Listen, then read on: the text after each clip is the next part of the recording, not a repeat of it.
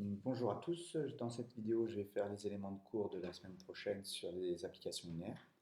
Donc vous les avez là sous les yeux. Ensuite,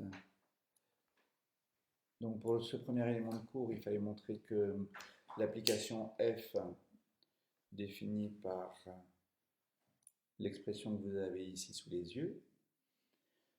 Donc dans ces cas-là, nous devons, comme à chaque fois, prendre deux éléments de l'ensemble de départ.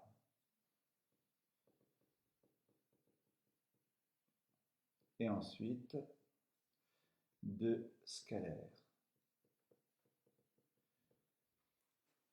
Ensuite, nous cherchons l'image de f de p plus mu q. Cela nous fait donc ici, on remplace dans l'expression qui est là, p par cette expression.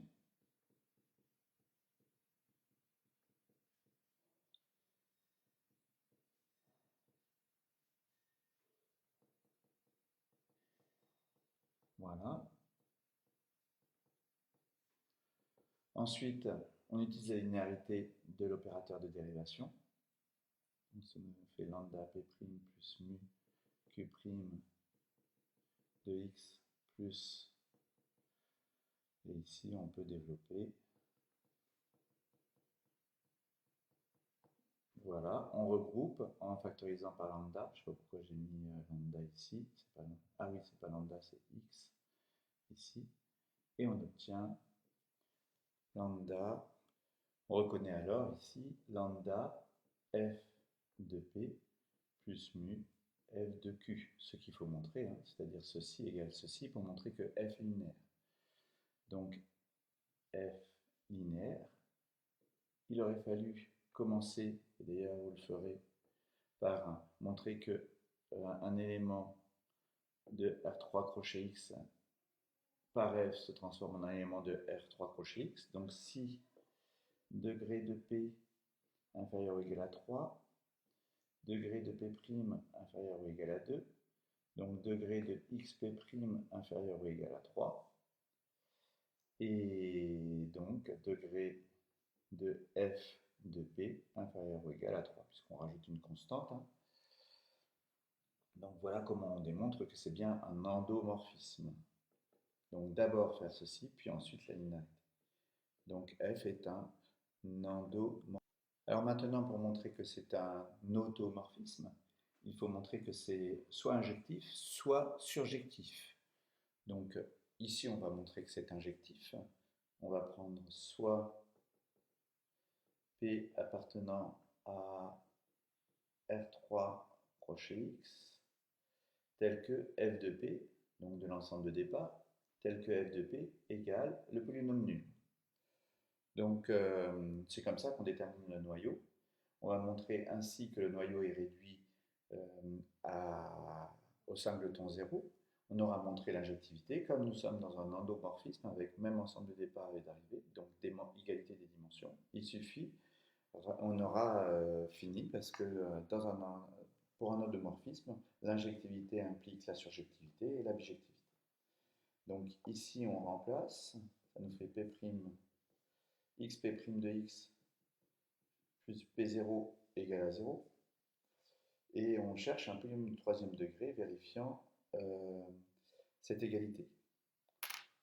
Alors, plusieurs façons de procéder. Une méthode, c'est de prendre l'expression développée du polynôme. Donc on pose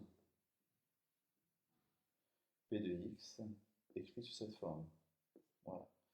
Donc cette expression nous donnera grand X facteur de, alors la dérivée ici, ça nous donnera 3ax carré plus 2bx plus c plus p de 0, p de 0 ça nous fait d égale à 0, on développe, ça nous fait 3ax cube plus 2bx carré plus cx plus d égale au polynôme nul, ce qui implique, comme c'est une décomposition dans la base canonique, que tous les coefficients sont nuls.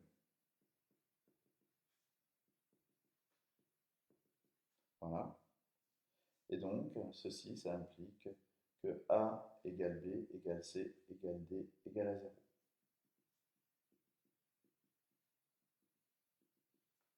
On a montré ainsi que ker de f était réduit au singleton 0.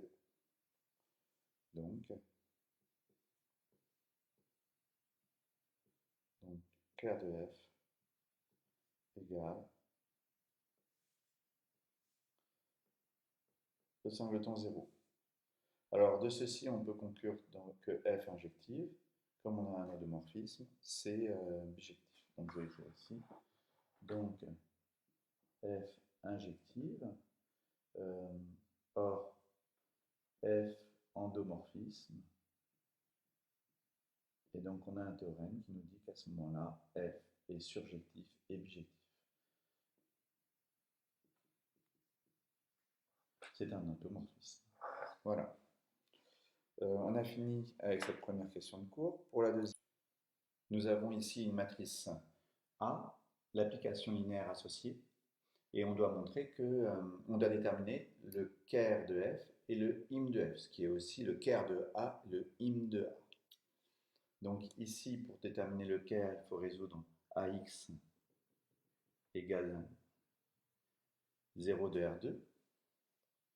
Et ceci implique que ce système, il faut déterminer les solutions du système homogène suivant. Donc ici, on résout. Il faut choisir une des variables comme paramètre secondaire, puisqu'il y a deux équations et trois inconnus. Il est évident que c'est de rang 2 d'ailleurs, puisque les deux équations ne sont pas linéairement dépendantes. Donc ici, y est égal à moins 2x, et donc z, c'est égal à 1 tiers de 2x moins y, de moins 2x, de moins 2x moins y, et comme y égale moins 2x, ça nous fait 0. Donc on trouve comme noyau ker de f, qui est égal à ker de A d'ailleurs, l'ensemble des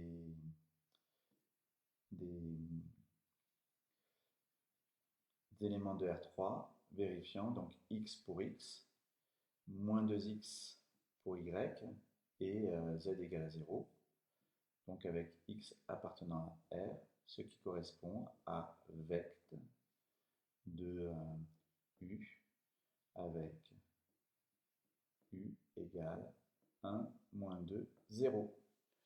Alors la dimension de ker de f, dim de ker de f, est donc égale à 1 par le théorème du rang. Vous avez, c'est égal à dim de l'ensemble de départ moins dim de im de u. Voilà. On en déduit donc dim de im de u. Donc là c'est 3. Donc dim de im de u, c'est 2. Voilà. De toute façon, il faut que ça plus ça fasse ceci. Donc dim de im de u, c'est 2. Donc il nous faudra deux vecteurs pour engendrer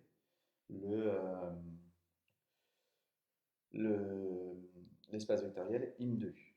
Donc im de u, c'est aussi égal à vect de u de 1, 0, 0, enfin de i si vous voulez, les éléments de la base.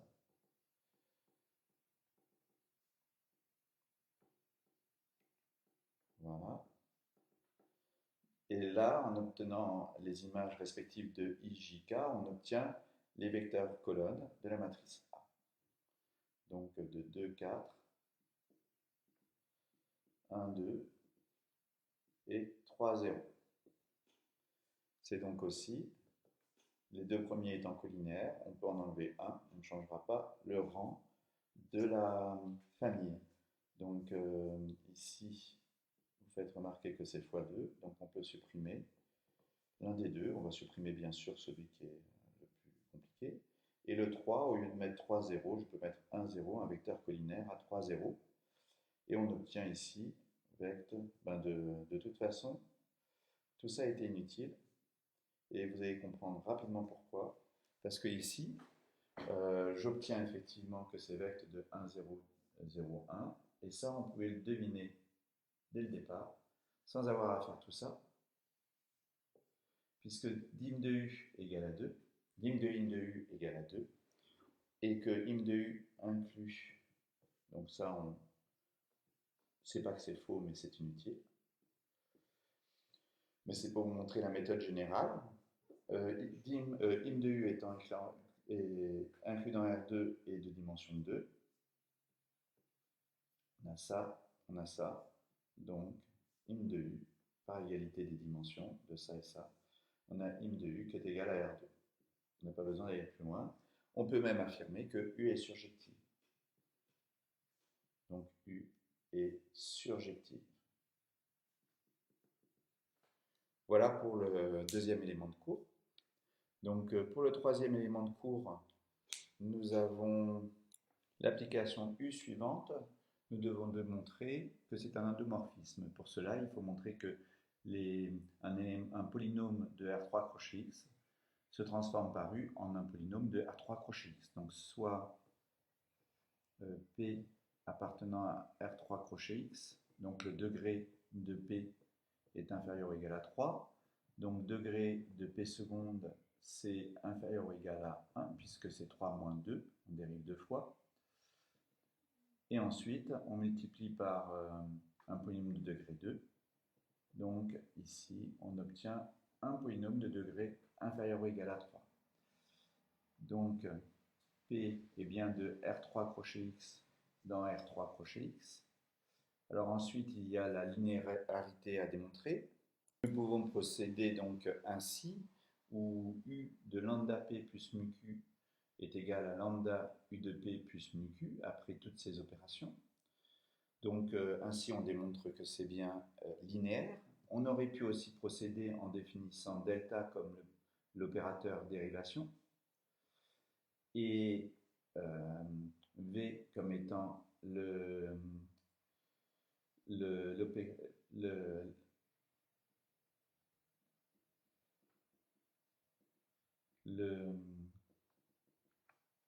l'opération linéaire qui a P associe grand X moins 1 au carré fois P. Et ensuite dire que l'opérateur dérivation appliqué deux fois et V une fois, on obtient U égale ceci. Et donc c'est linéaire. Alors on va pas, vous choisissez la méthode que vous voulez. Soit vous dites ces deux applications sont évidemment linéaires. Et U étant V rond delta en delta, puisque on dérive deux fois, on obtient une composée d'applications linéaires, c'est donc linéaire. Alors suite à ça, on vous demande de trouver le noyau et l'image de cette application U. Il faut donc trouver les polynômes de l'ensemble de départ de sorte que l'image est égale au polynôme nul. Le noyau, c'est ker de U, c'est U moins 1 de 0. Donc il faut trouver tous les polynômes qui ont pour image 0. Et donc pour ce faire, déjà on remarque tout simplement que tous les polynômes de degré inférieur ou égal à 1 ont leur dérivée seconde qui est nulle. Donc ici, de toute façon, vous avez U de P de X, ce sera beaucoup plus simple, égal à 0. Cela implique que X moins 2 au carré, facteur de P seconde, égale à 0. Or, ici, on a vu dans le chapitre sur les polynômes ce matin que si un produit de polynômes est égal à 0, alors l'un des deux était nul. Or, ce n'est pas celui-ci, donc c'est P seconde égale à 0. Donc, ça implique que P appartient avec, c'est forcément une fonction affine, 1x. Donc, ker de U, c'est égal à vecte de 1x. Voilà. Maintenant que l'on associe, on a la dimension de ker de U égale à 2, théorème du rang, dim de im de U, est égal à dim de R3 crochet X, moins dim de ker de U. ceci étant, cela nous fait 4 moins 1, 2, donc 2. Donc il nous suffit de trouver deux polynômes de im de u qui soient linéairement dépendants, de sorte d'avoir une famille libre et génératrice de im de u, une base de im de u. Donc il suffit pour cela de faire u de x carré. U de x carré, on obtient 2 facteurs de x moins 1 au carré, et u de x cube, on obtient, si je dérive deux fois x cube, ça me fait 6x, 6x facteur de 1 moins x, c'est échelonné en degrés, ça c'est im de u, ce sera vect de ces deux vecteurs. Alors je peux me contenter d'avoir x moins 1 carré, hein, puisque c'est collinaire à celui-ci, et puis 6 facteur de x moins 1 au carré, puisque c'est collinaire à celui-ci, et échelonné en degrés, de toute façon, oui, échelonné en degrés, donc libre.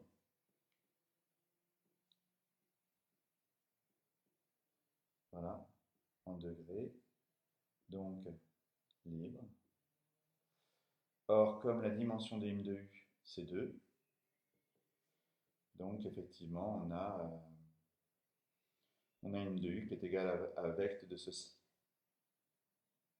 Alors, normalement, si je veux bien rédiger, je dois faire d'abord ceci, dire donc libre, 2 rang 2, donc 2 rang 2. Donc, comme im de u est de dimension 2, im de u est égal à vect 2. Et c'est dans ce sens que j'aurais dû écrire les choses. Voilà. Pour la question 4, nous avons l'application linéaire de E dans E, E étant l'ensemble des fonctions C infini de R dans R, définie ainsi, et nous devons résoudre l'équation linéaire suivante. Voilà. Donc, dans un premier temps, il faut montrer que phi est un endomorphisme. Alors, on a vu plusieurs façons de le faire. La première méthode consiste effectivement à utiliser la méthode habituelle, c'est-à-dire prendre deux éléments de l'ensemble de départ et en prendre une combinaison linéaire et montrer qu'à ce moment-là, on a image de la combinaison linéaire est égale à la combinaison linéaire des images, d'où phi est linéaire. Deuxième méthode, on définit delta comme étant l'opérateur dérivation, qui a y associé y', toujours de E dans E, et qui est à ce moment-là, phi n'est rien d'autre que delta rond delta plus 2 delta plus identité de delta rond delta, comme delta est linéaire, c'est linéaire. Delta est linéaire, l'identité de est linéaire, donc on a une combinaison linéaire d'applications linéaires, donc phi est linéaire.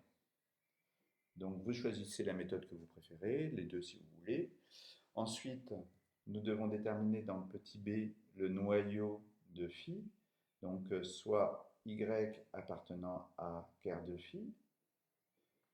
À ce moment-là, ça signifie que y vérifie l'équation différentielle suivante, auquel cas vous faites l'équation caractéristique associée à l'équation différentielle homogène, c'est-à-dire on résout cette équation.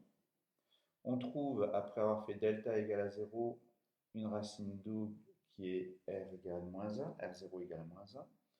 Donc, quart de phi, qui est l'ensemble des solutions de l'équation différentielle homogène, c'est l'ensemble des fonctions y qui à t associe at plus b exponentielle de moins t avec a b appartenant à R2.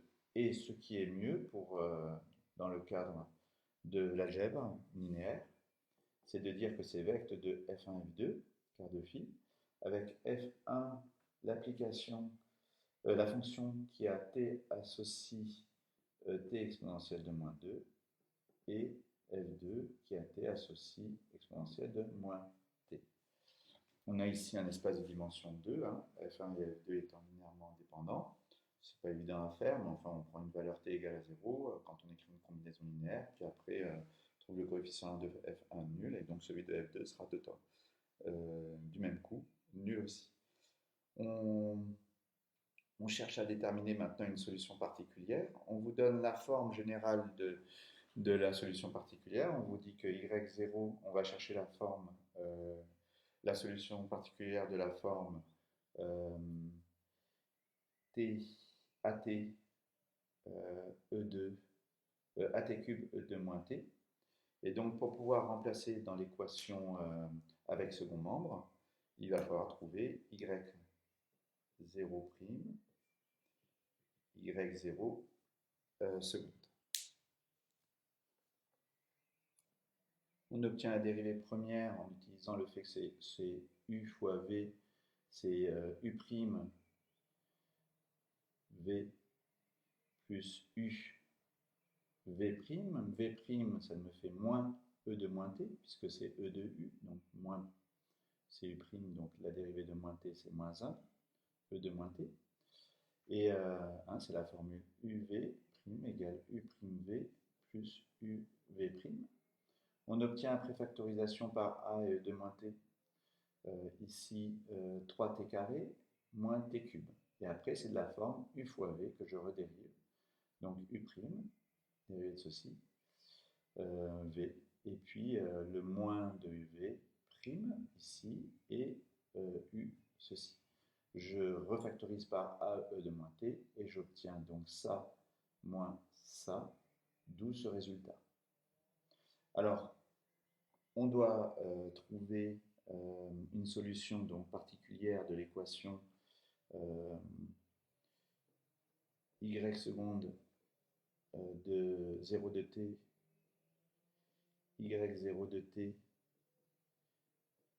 plus y de t. On doit trouver que ceci doit être égal à t e de moins t. Donc ici, le coefficient de y0 seconde, c'est 1. Le coefficient de y0', c'est 2. Et le coefficient de y de t, c'est 1. Donc c'est une fois ça, plus deux fois ça, plus une fois ça. Donc on fait le calcul. Pour les t, il n'y en a qu'ici. Donc j'obtiens une fois 6t. Ensuite, les e de t, je factorise. Ensuite, pour les t carré, j'ai moins 6t carré ici, plus 6t carré, puisque 2 fois 3t carré.